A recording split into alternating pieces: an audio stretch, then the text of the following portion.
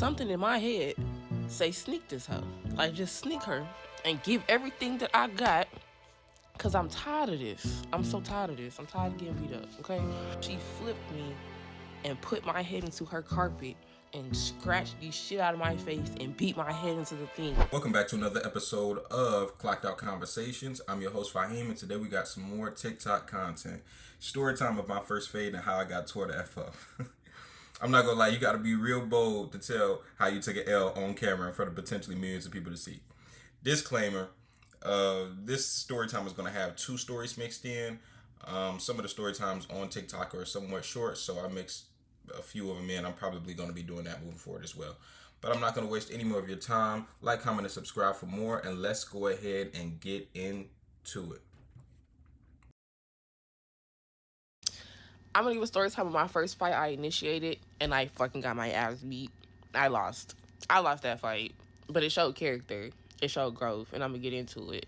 So growing up, I was always the youngest on the block. I'm talking about I was a 2-year-old, 3, 4, 5, 6-year-old toddler.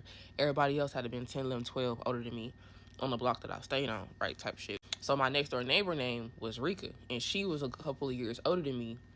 And she always had girls and guys that come over her house. Like, her mama didn't really discriminate or care. She could have company over her house whenever she wanted to. So I stayed over there. I was the only child. Rika used to always have us running phase. And if you're from the hood, then you know what that is. You could be friends with these bitches, but we finna run 15, 30, 45. We used to train each other to get our hands where it was at. But Rika was kind of like the head honcho of the whole clique. It had been like 5 or 6 girls. We would just sit in a circle and hit.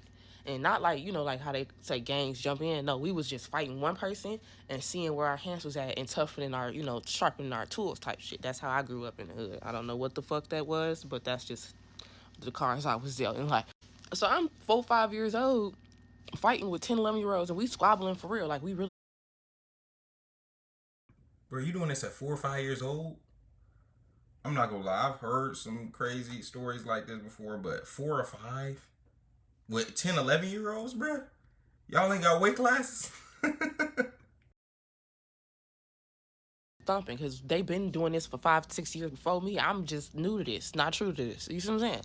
So Rika always used to, now mind you, Rika was the oldest one, Rika was the biggest one. I was like a little girl, but she always wanted to hit with me. She never wanted to fight with the bitches that could bang with her. Sometimes she did, but she always wanted to sharpen my tools. And I felt like at the time, even at 5 years old, this bitch she knew she could beat me up type shit. And I got tired of getting beat up. I wouldn't consider that a fade. I figured that we squabbling just to sharpen each other's tools. I'm gonna get into the fade and what happened. One day I'm at Rika's house and she with this boy and she want to line it up.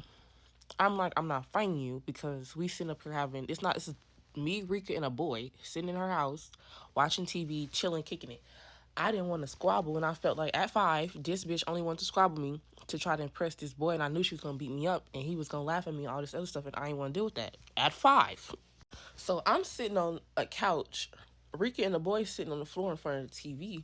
Something in my head say sneak this hoe.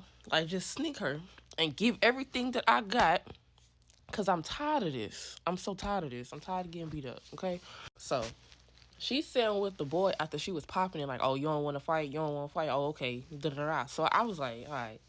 I literally jumped off the couch and straight booyaka. I grabbed her head and I threw it into the ground. I'm booyaka, booyaka, booyaka, booyaka, booyaka. Now, mind you, she bigger than me, like I said.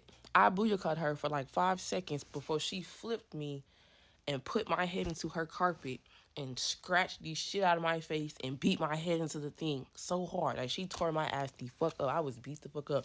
I was beat the fuck up so bad, I ran home crying. Like that, I ran out her house. My house was next door, so it wasn't that far. I ran out the house. It had been nighttime, like 10 o'clock at night. Ran home crying. Mom, she beat me up. Mom, she beat me up. I ain't tell my mama I stole off on her. I was a lying heifer. I said, she beat me up. My God, look at my face, Mom. Look at everything. She beat me up. So my mama, she like that. She go to her mama. Your daughter goddamn putting her hands on my daughter. Woody, woody, woody, woody, woody. You see my motherfucker daughter face is red as now. I was a little light skin. She red as fuck. Woody, woody, woody. Your daughter old as fuck. She know better than to be goddamn putting her hands on my motherfucking daughter. Woody, woody, woody. So then she go tell Rika mama what happened. So Rika mama beat the fuck out of Rika. Like, bow, bow. I'm sitting there just happy as fuck. Woody, woody, woody, woody, woody. You know what I'm saying? But the little boy had ended up leaving, and the next day that he came back, he ended up telling Rika's mama that I ran up first and I stole off. So Rika mama put me to the side and was like the next day or like after she whooped Rika already and was like, so you hit my daughter first? And I said, yeah. And she was like, so why didn't you say that last night? Because I wouldn't have whooped my daughter.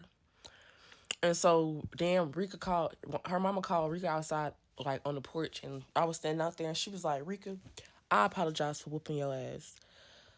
But you know better than to do that again. If you don't want to get hit, don't hit nobody. And I never explained to them, like, we keep running fades and I'm tired of losing. But I got checked by Rika's mama because she was like, my daughter defended herself. I shouldn't have even whooped her and she apologized. So now Rika back on the bully. She like, yeah, because this is explaining. So it was like 4 houses on one road on the road.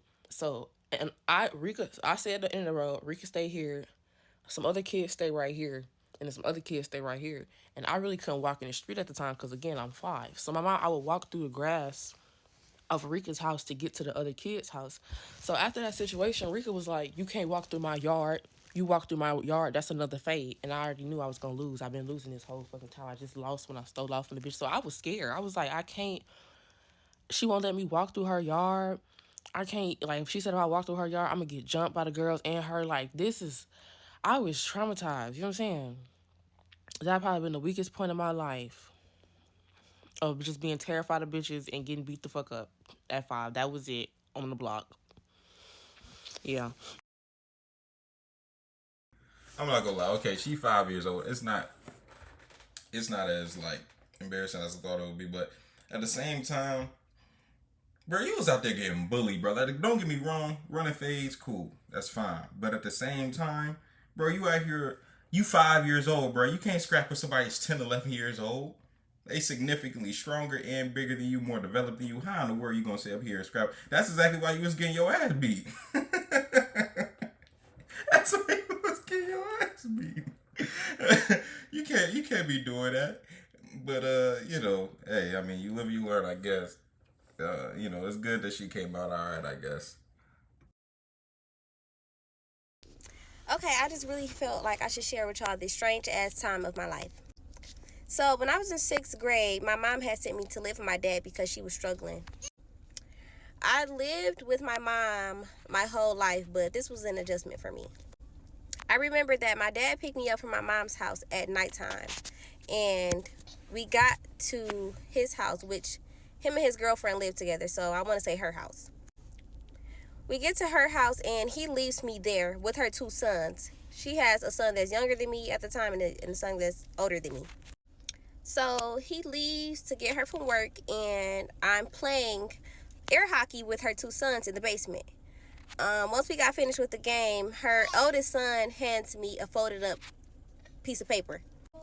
So I go upstairs, I sit on the couch, and I open the paper, and in the note is him confessing his feelings and his love for me. Remind y'all, I'm like 12 years old, I want to say 11, 12, and he's like 18. So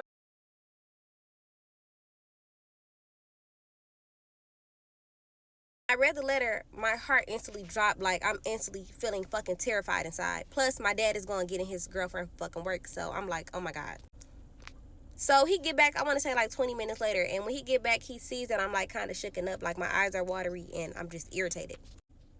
I didn't say anything. I just handed him the note. And I was like really shooken up. So he knew something was wrong because I was very quiet around them, very shy. Like, I didn't show no emotions. I barely fucking talked. I hand him the note and crickets. No consequences were made on his end. Hell no, your dad a punk, bro. How in the world you gonna sit up here, 18-year-old, hand your 12-year-old daughter a note about how he loves her, and you don't have anything to say about that?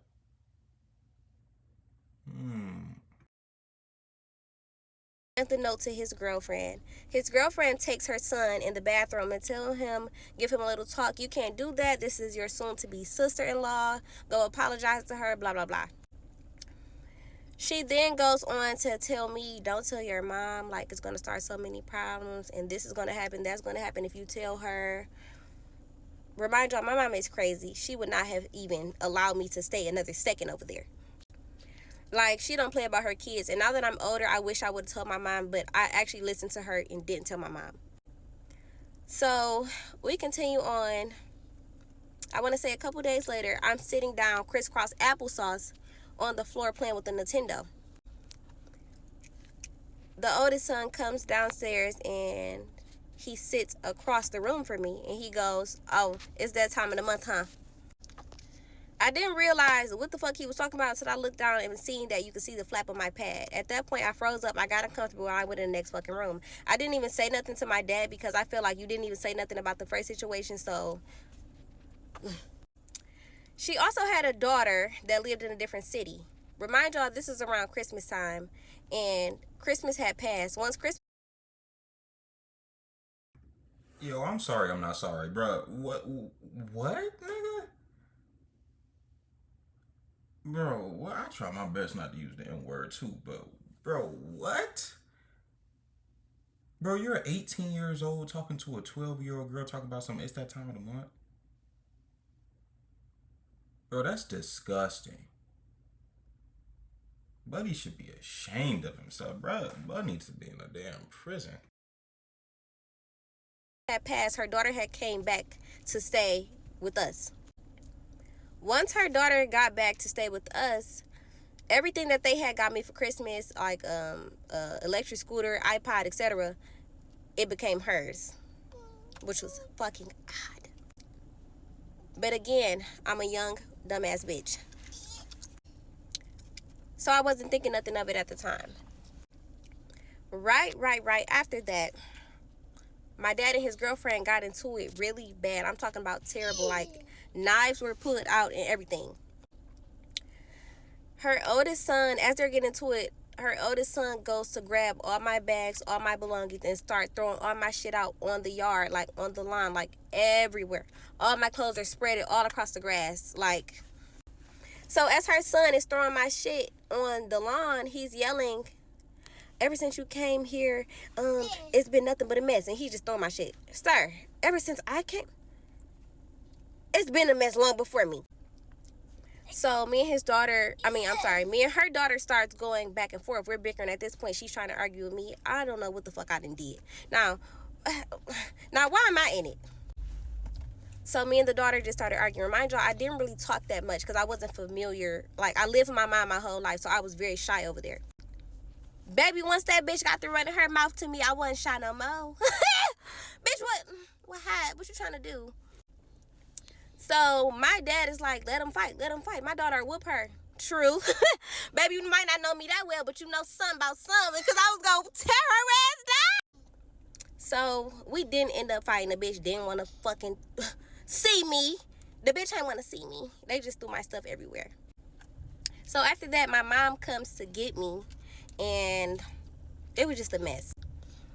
My mom comes and pick me up, and after that, my dad literally just up and moved to a different city, and I haven't seen much of the man since. Remind y'all, this happened when I was like 11, 12. I'm 22 years old now. I done had a baby and everything. I want to say I done seen that man like once or twice since that incident occurred. Like, it was a mess. And my mom did not find out about the letter until like when I was in high school and I went to therapy, and she sat through one of my sessions and I told her about the letter. So yeah, I just thought I should share that odd ass, tipsy-turvy ass time in my life.